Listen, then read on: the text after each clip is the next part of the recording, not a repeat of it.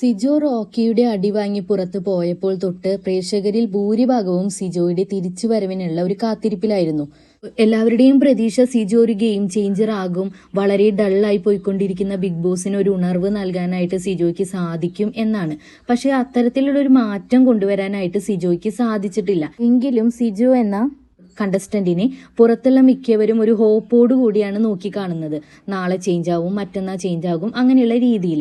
എന്തായാലും സിജോയിൽ നിന്ന് പ്രേക്ഷകർ എക്സാക്ട്ലി പ്രതീക്ഷിക്കുന്നത് എന്താണ്? ഏതൊരു തെറ്റ് കണ്ടാലും ശക്തമായി പ്രതികരിക്കുന്ന, വാതോരാതെ സംസാരിക്കുന്ന, അല്ലെങ്കിൽ സംസാരിച്ച് മറ്റുള്ളവരെ അടിച്ചിരുത്തുന്ന ഒരു സിജോനെയാണ്. എന്നാൽ ഇനി അങ്ങനെ ഒരു സിജോയ്ക്ക് തിരിച്ചുവരവ് ഉണ്ടാകില്ല എന്നുള്ള രീതിയിൽ സിജോ ഇന്നലെ ജയിലിൽ വെച്ച് അഭിഷേകിനോട് സംസാരിക്കുന്നുണ്ട്. സിജോ പറയുന്നുണ്ട്, കാട്ടുതീ എന്ന് പറയുമ്പോൾ ഇവർ പ്രതീക്ഷിക്കുന്ന ഒന്നുണ്ട്, എല്ലാവരുടെയും തെറ്റുകളെ അലറി വിളിച്ചുകൊണ്ട് പ്രതികരിക്കുന്ന ഒരാള്. പക്ഷെ എനിക്കൊരിക്കലും അങ്ങനെ ആകാനായിട്ട് ഇനി സാധിക്കുകയില്ല.